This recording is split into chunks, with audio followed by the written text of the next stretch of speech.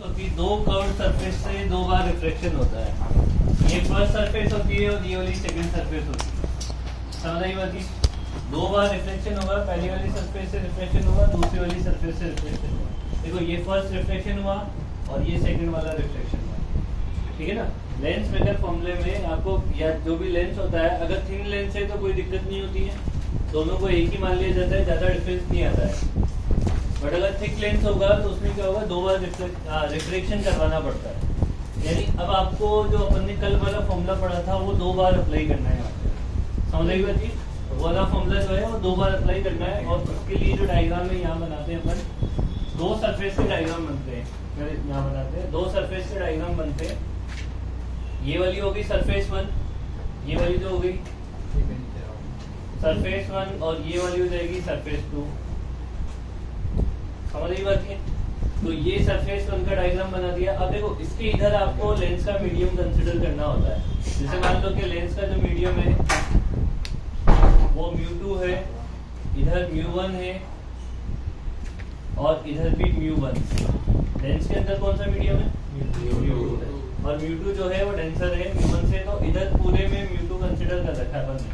मतलब आपने क्या किया, लेंस को बीच में से कट करके बना दिया इधर, ठीक है ना। यहाँ पे रखेंगे अपन ऑब्जेक्ट को, यहाँ से एक रे जाएगी, यहाँ पे एक नॉर्मल ड्रॉ हो जाएगा, ये यहाँ पे सेंटर ले लेना, ये आपका इंसिडेंस एंगल हो जाएगा आई, ठीक है। इससे जब रिफ्लेक्शन होगा तो रिफ्लेक्शन के थ्रू लाइट जो है वो यहाँ पे आ जाएगी, ये सी है। अब देखो ये वाला जो रिफ्लेक्शन हुआ है वो फर्स्ट सरफेस से हुआ है, तो अभी इमेज प्लॉट नहीं हुई है। अभी तो ये वाली जो रे इस वाली सरफेस से टकराएगी। जैसे देखो ये वाली जो रे है ना, ये जो रे है वो ये इतनी सी बीच वाली, समझ रही बात? ये तो ये फर्स्ट सरफेस से रिफ्लेक्शन हुआ है, तो ये वाली जो रे मैंने बनाई है वो ये है। अगर ये वाली सरफेस नहीं होती तो वो इमेज यहाँ पे बना देती। समझ रही बात? तो थोड़ा ऐसा लग रहा है ऊपर जा रही है, बट वो कहीं ना कहीं नीचे मिल रही है। समझ रही बात? ये हो जाएगा हमारा I1, या फिर इसे बोल दो I डैश बोल दो। मतलब ये इमेज प्लॉट नहीं हुई है, ठीक है। ये वाला डिस्टेंस हो गया हमारा U, ये वाला डिस्टेंस हो गया मेरा R, और ये वाला डिस्टेंस हो जाएगा मेरा इसको बोल दो B डैश, क्योंकि ये भी एक्चुअल डिस्टेंस नहीं है अपनी। समझ आई बात? इधर वाला रिफ्लेक्टिव इंडेक्स μ2 है, इधर वाला रिफ्लेक्टिव इंडेक्स μ1। तो अब अपन है ना from first surface upon lens वो वाला फॉर्मूला लगाएंगे, reflection through the curved surface, है ना सर। ये μ2 डेंसर है। हाँ, इसको लिख लो ब्रैकेट में, फ्रॉम फर्स्ट सरफेस फॉर्मूला होता है μ2 by v minus μ1 by u equal to μ2 minus μ1 by r। अच्छा, इसमें ना रेडियस ऑफ कर्वेचर भी अलग अलग ले रखे होंगे, r1 और r2 लिए होंगे। हाँ, इसका रेडियस ऑफ कर्वेचर r1 और उसका रेडियस ऑफ कर्वेचर अपन लेंगे r2। समझ आई बात? अब ये वाले जो वैल्यूज है ना, ये वाले जो वैल्यूज है विद साइन पुट नहीं करने, क्योंकि अपन फॉर्मूला ऑलरेडी बना चुके थे, सिर्फ वैल्यूज यहाँ पे सब्स्टिट्यूट कर रहे हैं। समझ आई बात? यहाँ पे अभी ये प्लस माइनस के साथ वैल्यूज पुट नहीं करनी है। तो इस वाले फॉर्मूले के अकॉर्डिंग ऑब्जेक्ट डिस्टेंस कितना हो जाएगा? सर क्यों आपने उस फॉर्मूला के साथ तो लिखवाया था कि सारी वो तो जब वो आपको क्वेश्चन में देगा, ये तो अपन क्या कर रहे हैं, सिर्फ इसको यहाँ पे लिख रहे हैं कि u की जगह क्या है, p की जगह v डैश है, r1 की जगह क्या है, वो सब यहाँ पे लिख रहे हैं बस, है ना। तो इसकी फॉर्मूला क्या हो जाएगा यहाँ पे, μ2 डिवाइडेड बाई v की जगह क्या रखोगे, v dash minus μ1 divided by u equal to μ2 minus μ1 divided by r1। This is equation number 1। ये तो गया फर्स्ट सरफेस से, ठीक है। अब सेकंड सरफेस का डायग्राम बनाते हैं।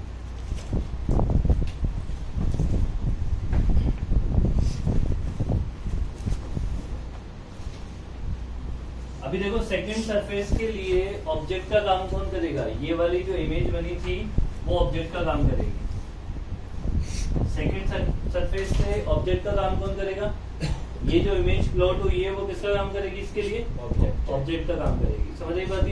ये ऑब्जेक्ट इसके लिए क्या हो जाएगा? यहाँ पे ये है ना, ये वाला ऑब्जेक्ट इसके लिए यहाँ पे, तो ये एज ए वर्चुअल ऑब्जेक्ट काम करेगा इसके लिए। यहाँ पे नॉर्मल किधर होगा? इस साइड होगा नॉर्मल। अभी ये सेंटर ऑफ कर्वेचर होगा इसका, ठीक है। ये वाली जो रे है वो ऐसे आ रही थी इस पे,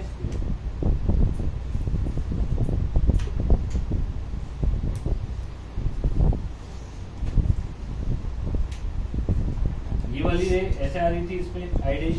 समझ आई बात? अब देखो ये वाली रे, मतलब ये वाली जो रे बनाई है मैंने, वो जब सेकंड सरफेस पे टकराएगी तो सेकंड सरफेस पे टकरा के किधर बेंड होगी? टुवर्ड्स टू नॉर्मल होगी ना, sorry away from the normal. मतलब इस वाली रे से इधर बनेगा या उधर बनेगा डायग्राम? एक्चुअल में जो इमेज बनेगी वो इधर बनेगी या इधर बनेगी? देखो ये वाली रे तो ऐसे जा रही थी, मान लो कि इस वाली रे में और इस वाली रे में कौन ज्यादा बेंड होगा? जो रेजर मीडियम में निकलेगी, वाली, हाँ। जो रेजर मीडियम में निकलेगी वो ज्यादा बेंड होगी ना, होगी कि नहीं होगी? तो ये डेंसर टू रेयर रिफ्रैक्शन हो रहा है। Denser to rare, denser to rare में कौन बेंड होता है और किधर बेंड होता है? Away from the normal bend होता है। ये नॉर्मल है, ये नॉर्मल है। ये वाली रे ऐसे आ रही थी हमारे पास, तो ये क्या हो जाएगी? ऐसे बेंड कर जाएगी। तो यहाँ पे एक्चुअल इमेज बनेगा आई। समझ आई बात? ये वाली डिस्टेंस क्या हो जाएगी हमारे पास? v, और ये वाली डिस्टेंस कितनी थी? ये वाला मीडियम क्या है? n1, ये मीडियम क्या है? n2।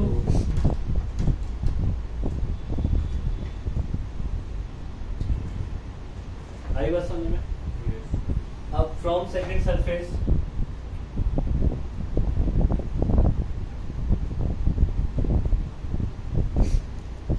फॉर्मूला वापस वही, mu2 by v minus mu1 by u equal to mu2 minus mu1 divided by r।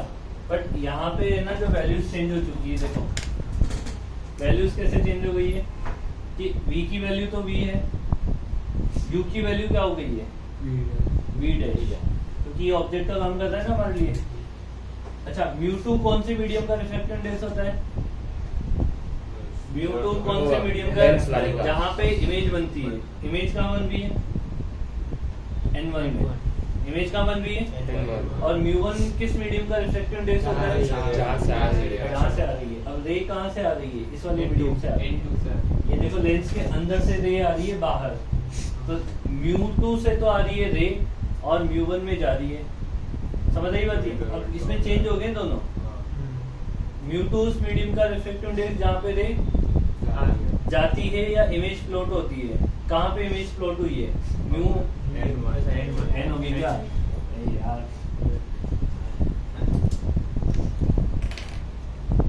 समझ आ रही बात? ये दोनों उल्टे हो गए, इसका ध्यान रखना है यहाँ पे। तो मैं क्या लिखूंगा इधर?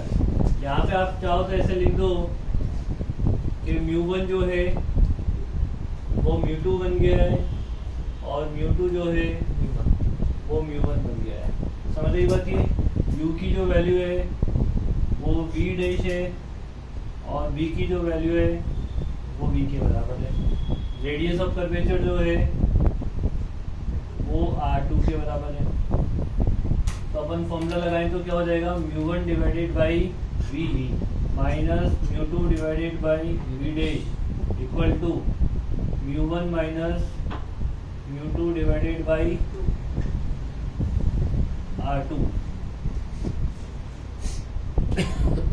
आई बात समझने में? ठीक है ना? ये वाली इक्वेशन और वाली इक्वेशन। अब अपने को देखो, अपन ने क्या अज्यूम किया था? v dash. तो इस तरह दोनों इक्वेशन को ऐसा करो कि v डैश वाला टर्म कैंसिल आउट हो जाए। क्या करना पड़ेगा? दोनों वाले टर्म, दोनों इक्वेशन में इस तरीके से सॉल्व करो कि v डैश वाला टर्म कैंसिल आउट हो जाए। तो क्या करना पड़ेगा? इन दोनों को ऐड कर दो।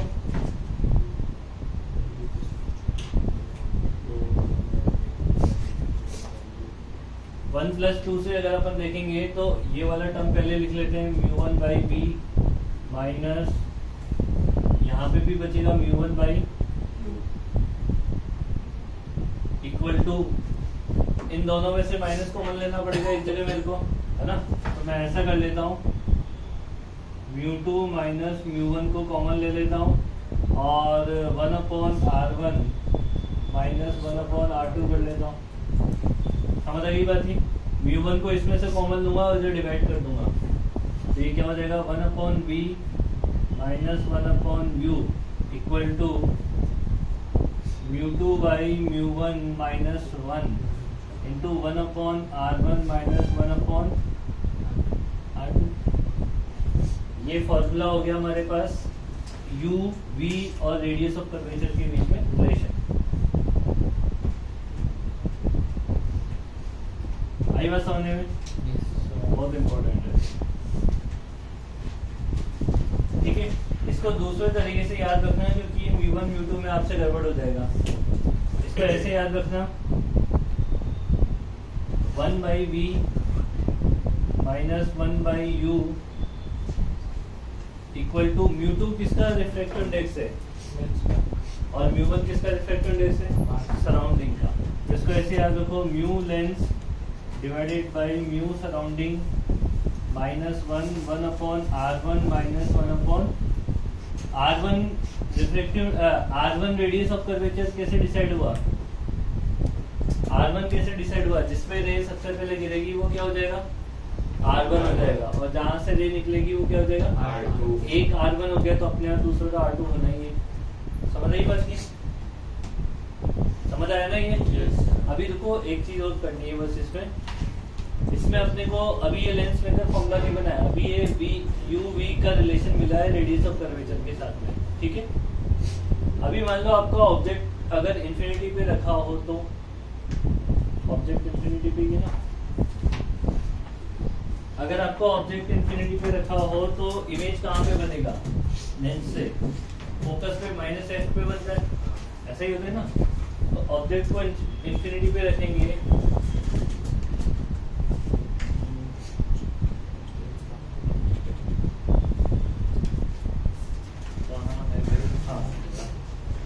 आपको कंसिडर करना है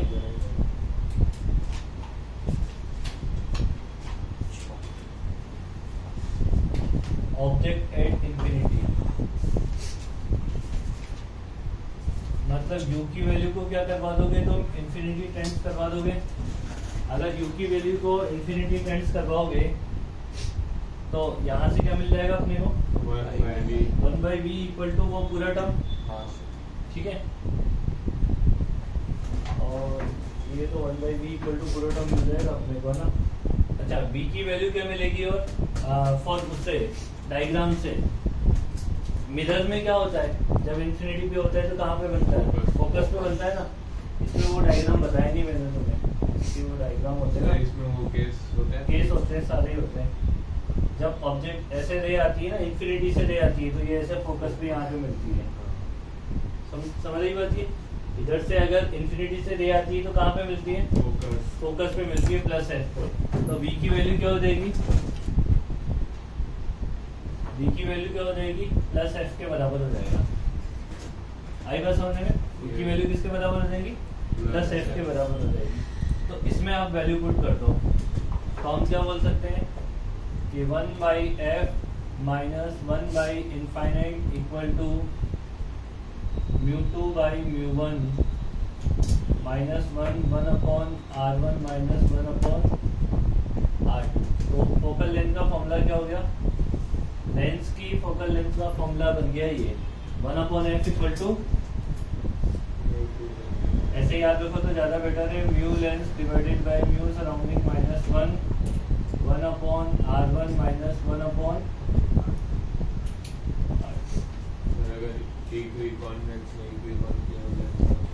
वो सब सेट हो जाता है,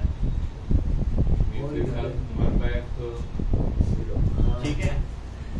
हाँ इस फॉर्मूले के हिसाब से तो 1/f फिर भी कहा जा रहा है, ना समझो तुम, समझदारी नहीं है अभी बता रहे ना, शांति रखना, ये तो नहीं रहता। पूरे फॉर्मूले में ये इसके ऊपर ये वाला में न्यू वन होगा जहाँ से रे आ रही है नहीं तुम तो ये याद रखना लेंस अपॉन सराउंडिंग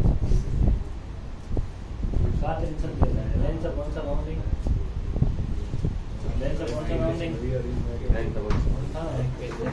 अभी देखो इन दोनों फॉर्मूले को कंपेयर करो इन दोनों फॉर्मूले को अगर कंपेयर करोगे तो दोनों की राइट साइड इक्वल है तो दोनों के लेफ्ट साइड भी इक्वल होने चाहिए ऐसे ही प्रूफ करते हैं और क्या है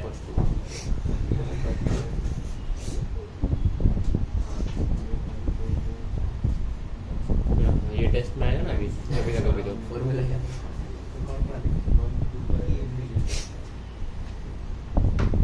सर बोलेंगे वो लास्ट वाला फॉर्मूला लेके आओ मतलब पूरा बोर्ड करना पड़ेगा अमन तुम्हारी से तो 3 डायग्राम 2 डायग्राम बनाने पड़ेंगे नहीं प्रैक्टिस से हो जाता है फिर हो जाता है 3D डायग्राम बन गया था ये क्या है और वहाँ पे इतना टाइम नहीं होगा ना अरे बोल रहा हूँ एक तो शर्ट था ना ये किसके लिए वैलिड है वैलिड ओनली फॉर 3 लेंसेज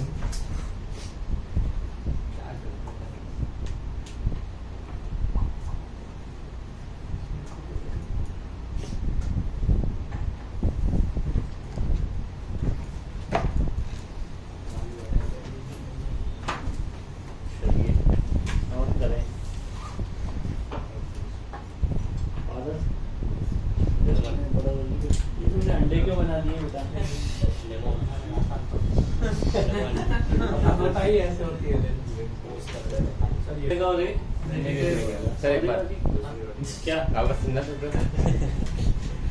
इसमें फर्स्ट वाली सरफेस पे जहाँ पे गिरेगा वो तो R1 हो जाएगा सेकंड वाला R2 हो जाएगा समझ आएगी बात ये देखी डायरेक्शन में कौन सा रेडियस ऑफ कर्वेचर है इधर R1 और इधर वाली इस वाली सरफेस का है R2 तो R1 क्या हो जाएगा पॉजिटिव रे की डायरेक्शन में पॉजिटिव और रे के ऑपोजिट डायरेक्शन में नेगेटिव ठीक है मैग्निफिकेशन का फॉर्मूला वापस उसी तरीके से मैग्निफिकेशन क्या होता है इसमें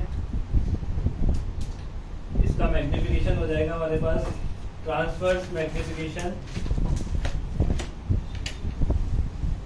ट्रांसवर्स या इसे lateral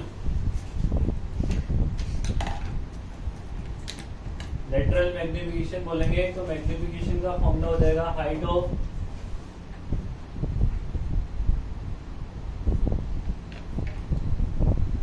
image divided by height of object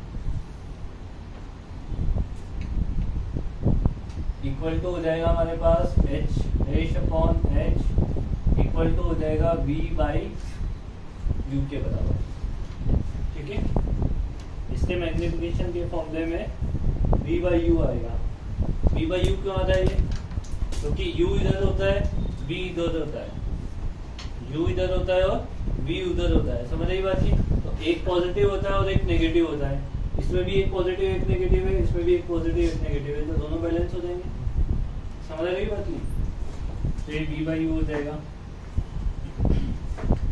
power of lens क्या होता है फॉर्मूला डेफिनेशन क्या होती है रमन हाँ sir definition power of lens की एक तो डेफिनेशन होती है कि reciprocal of focal length but वो एक्चुअल में सही डेफिनेशन नहीं होती है पावर ऑफ लेंस क्या होता है ability to convert to divert the rays power of lens क्या है बेसिकली कि लेंस की एबिलिटी कि वो कितना कन्वर्ट और कितना डाइवर्ट कर सकती है रेज को समझ रही ना बात ये तो इसमें देखेंगे डेफिनेशन में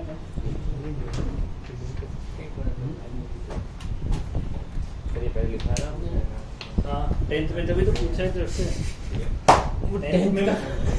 डेफिनेशन पूछ रहे हो 10th में हमेशा sir reciprocal of the focal length reciprocal of focal length करके आते थे और फिर मैं हमेशा बोलता था बेटा ये डेफिनेशन सही नहीं मानी जाती है कुछ याद नहीं लिखने में लिख हाँ तो दिमाग क्यों करी 10th के हिसाब से सही मान लेते हैं मैं 10th के बाद वो सही नहीं मानी जाएगी ऐसा है और अच्छी बात है ना वो याद नहीं है बहुत हम जानते हो ना अभी हाथ और मेरी देखिए डायग्राम तो दिखा तुझे ये मस्त है हाँ। अब क्या कर एरो नहीं बनना है ऐसे ही तो सीखेगा ऐसे को ओपन एंड वेट लगाना पड़ता है अरे बस समझ में अच्छा इसकी पावर पॉजिटिव भी हो सकती है और नेगेटिव भी हो सकती है according to the focal length according to the एक ही और फटाफट से लिख लो फिर पूछते हैं देख दे मेरा दोस्त टेढ़ा क्यों रहता है ऐसे हाथ में कांटे थोड़ी ना लगे हुए हैं मेरे तो देख लो ना वो तो कुछ ज्यादा ही कर रहा था जब बोला गया है कि डायग्राम ढंग से बनाने हैं आलस कर रहा है आलस नॉर्मल ढंग से बना रहा है फिर तो विनीत को बनाना मौका मिलते ही मतलब है एक मौका नहीं छोड़ना इंसल्ट करने का अभी देखो एक बार ये बताओ वो कि कॉन्वेक्स लेंस कन्वर्जिंग होते हैं या डाइवर्जिंग होते हैं कॉन्वेक्स लेंस क्या होते हैं कन्वर्जिंग कॉनकेव लेंस डाइवर्जिंग ये बात गलत है ये कन्वर्जेंस और डाइवर्जेंस जो होते हैं वो मीडियम पे डिपेंड करते हैं एक्चुअली अगर बाहर का मीडियम लेंस के मीडियम के कंपैरिजन में कॉन्वेक्स के केस में बता रहा हूँ कि कॉन्वेक्स लेंस में अगर लेंस का रिफ्रैक्टिव इंडेक्स बाहर के कंपैरिजन में ज़्यादा है तो वो कन्वर्ट्स कर देगा और अगर लेंस का रिफ्रैक्टिव इंडेक्स बाहर के कंपैरिजन में कम है तो वो डाइवर्ट्स कर देगा तो लेंस दोनों ही होते हैं कन्वर्जिंग भी मतलब ऐसा नहीं बोल सकते कि कॉन्वेक्स लेंस हमेशा कन्वर्ज ही करता है वो डिपेंड करता है कि मीडियम क्या है आपका समझ रही बात की क्या बात बता रही है अरे वो लास्ट में तो डेफिनेशन में कन्वर्जिंग डाइवर्जिंग दे रखा है ऐसे वैसा बोल रही है जिसने 10th की बुक में ना वो अपॉइंट है हर चीज में चेंज अब मेरी बात सुनो कि प्रॉब्लम क्या है कि इस चैप्टर में आपका सराउंडिंग कभी भी एयर के अलावा दूसरा होगा ही नहीं पूरी एनसीईआरटी में सराउंडिंग मीडियम हमेशा क्या लेता है वो एयर से रिफ्लेक्शन इंडेक्स हमेशा ज्यादा ही होता है इसका कोई भी मीडियम लोगे उसका रिफ्लेक्शन इंडेक्स एयर से तो ज्यादा ही है ना इसलिए वो कॉन्वेक्स लेंस को कन्वर्टिंग बोल देता है समझ गए बात ये तो एक वो क्वेश्चन था जो कभी पूछ ले एमसीक्यू में तो आपको ध्यान होना चाहिए कि ऑलवेज नहीं होता है कॉन्केव के लिए मतलब सेम ही रहेगा ना उसमें भी रेलर टू डेंसर जाएंगे तो कन्वर्ज करेगा उसमें भी दोनों वो कॉन्केव लेंस भी आपका दोनों काम कर सकता है कन्वर्ट भी कर सकता है डाइवर्ट भी उसमें रेलर टू डेंसर में कन्वर्ट करेगा या डेंसर टू रेलर में वही उल्टा हो जाएगा उसमें हाँ। उसमें उल्टा हो जाएगा कि लेंस का रिफ्रैक्टिव इंडेक्स ज्यादा है सराउंडिंग से तो वो डाइवर्ट करेगा और लेंस का रिफ्रैक्टिव इंडेक्स कम है सराउंडिंग से तो कन्वर्ट करेगा डेंसर तो टू उल्टा रेलर में वो होगा कन्वर्ट ठीक है ना तो जेई में बाकी तो जेई में हो जाएंगे अच्छा इसकी यूनिट क्या होती है जय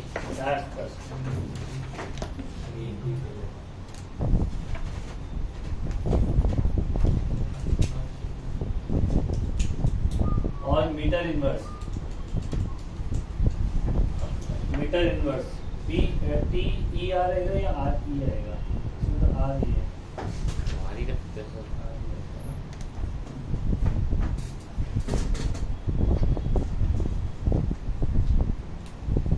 इसके बाद है हमारे पास combination of the thin lenses combination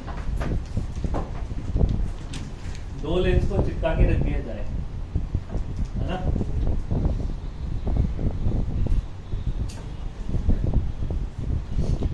दो लेंस को चिपका के रख दिया जाए तो इक्विवेलेंट फोकल लेंथ क्या होगी ऐसे क्वेश्चन पूछे जाते हैं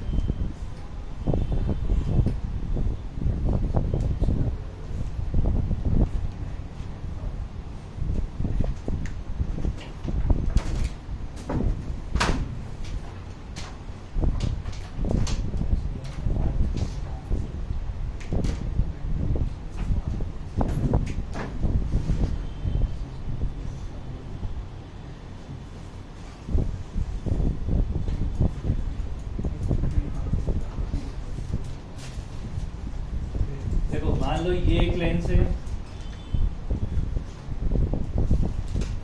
और ये दूसरा लेंस है यहाँ ऑब्जेक्ट है, इसकी फोकल लेंथ f1 है, इसकी फोकल लेंथ f2 है। दो लेंस, उनकी फोकल लेंथ अपने को दे रखी है, एक ऑब्जेक्ट, और इससे फाइनल इमेज प्लॉट होएगा, ठीक है ना। फाइनल इमेज जो बनेगा वो एक बार फर्स्ट इमेज बनेगा इस वाले लेंस से L1 से, सेकंड वाला जो बनेगा वो किससे बनेगा, L2 से।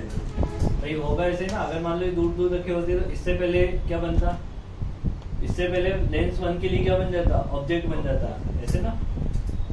मतलब वो ऑब्जेक्ट होता है, फिर जो इमेज बनती है वो दूसरे के लिए इमेज का, उसके ऑब्जेक्ट का काम कर जाती है। जैसे यहाँ पे फर्स्ट इमेज बन जाती है इससे, ये वाली जो इमेज है इस वाले लेंस के लिए ऑब्जेक्ट का काम कर जाती है, इससे आगे बन जाएगा। समझ आ रही बात ये? तो ऐसे ही क्या होगा कि इससे पहले एक तो लेंस L1 से बनेगा, फिर दूसरी बात L2 से बनेगा, दो इमेज प्लॉट होंगे, बट फाइनली अपने को दिखेगा तो एक ही, दिखेगा तो एक ही। तो देखो इससे दो इमेज प्लॉट कर देते हैं यहाँ पे ना, डायग्राम थोड़ा रफली बनाऊंगा मैं। एक यहाँ पे बन जाएगा और एक इसके आगे है। ये आगे वाली जो है वो आई डैश है और ये आपकी फाइनल इमेज है। आई बात समझने में? ये हो जाएगा आपका U और ये हो जाएगा आपका V, वो हो जाएगा V डैश, ठीक है। दो बार आपको है ना लेंस मेकर फॉर्मूला लगाना है। फर्स्ट लेंस के लिए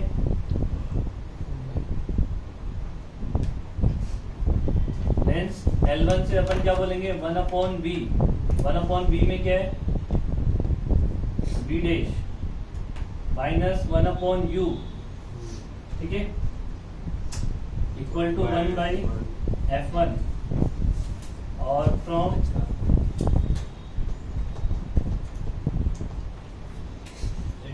1/B minus 1/V dash.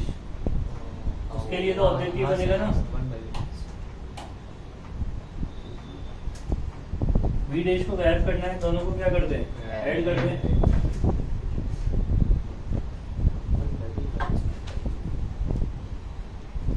One और टू से क्या हो जाएगा, 1/V minus 1/U equal to 1/F1 plus 1/F2। अगर मैं 1/V माइनस 1/U को एक इक्विवेलेंट लिख दूं तो ये हो क्या रहा है कि ऐसा मान लो कि दोनों मिला के एक लेंस ऐसा बनाया गया जो इन दोनों के बराबर का काम कर रहा है। दोनों को मिला के क्या किया गया, एक लेंस बनाया गया जो दोनों ये जो काम कर रहे हैं दोनों मिलके वो अकेला कर रहा है। तो इसका मतलब उसकी फोकल लेंथ और इन दोनों की मिला के फोकल लेंथ बराबर होनी चाहिए।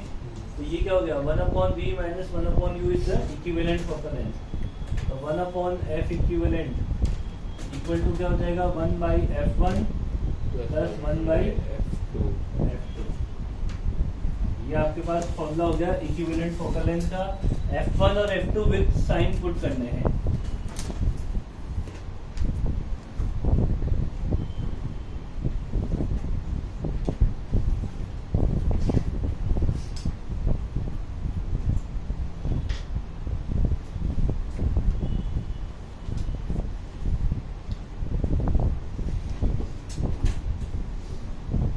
F1 F2 को विद साइन पुट करोगे तो F इक्विवेलेंट भी आपको विद साइन ही मिलने वाला है। समझ रही बात ये? एक बात और रुक जाओ। देखो कॉन्वेक्स लेंस की फोकल लेंथ पॉजिटिव होती है, नेगेटिव होती है? कॉन्वेक्स लेंस की फोकल लेंथ पॉजिटिव होती है, नेगेटिव होती है? पॉजिटिव भी हो सकती है, नेगेटिव भी हो सकती है, मीडियम पे डिपेंड करता है। कन्वर्जिंग होगी तो पॉजिटिव हो जाएगी, डाइवर्जिंग होगी तो नेगेटिव हो जाएगी, ठीक है ना। दोनों काम कर जाता है वो, क्योंकि हाँ, पर जनरली जब ये पूछेगा एनसीईआरटी में तो क्या लेनी है अपने को, पॉजिटिव, है ना। और डाइवर्जिंग की क्या लेनी है, सॉरी मतलब कॉन्वेक्स की क्या लेनी है, पॉजिटिव, और कॉन्केव लेंस की क्या लेनी है, नेगेटिव। क्योंकि convex lens according to the NCERT converging का काम करता है और कॉन्केव लेंस डाइवर्जिंग का काम करता है। कन्वर्जिंग लेंस की फोकल लेंथ क्या होती है, ऑलवेज पॉजिटिव। अगर कोई लेंस कन्वर्जिंग का काम कर रहा है तो उसकी फोकल लेंथ पॉजिटिव है। अब चाहे वो लेंस कोई सा भी हो, कॉन्वेक्स हो या कॉन्केव हो, समझ आ गई बात ये? नहीं नहीं ये सही बोलना है, इतनी शिद्दत के साथ बनाएगा तो कहाँ। और अंडे क्या चले अच्छे बनाए, अबे देखिए टेढ़े बड़े बनाए तुमने, एक अच्छा बना ना, दूसरे बड़ा। अबे एक छोटा बड़ा बना दिए तुमने, दूसरे बड़ा दोनों साइज देख, ये वाला अंडा और ये वाला अंडा अलग अलग बनाया ना। आज के अंदर अलग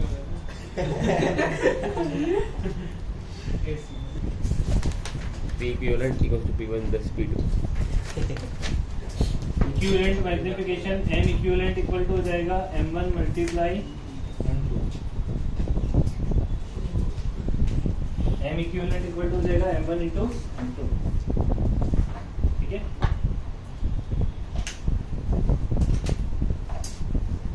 अब तो क्या है, इसके क्वेश्चन ही है, दो और सेक्शन है।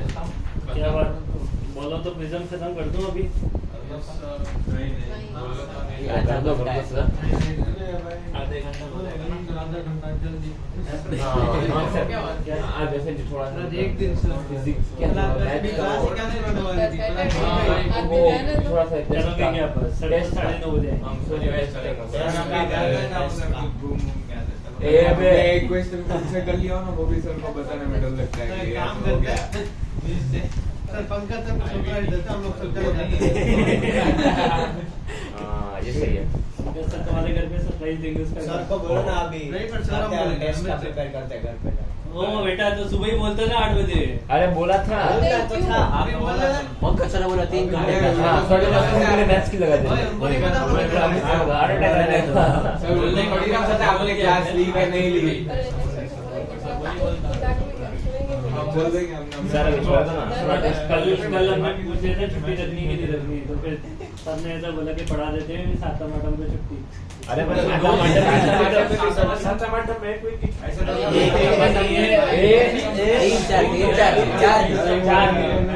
तो लो मेरी बात है। एक दिन मत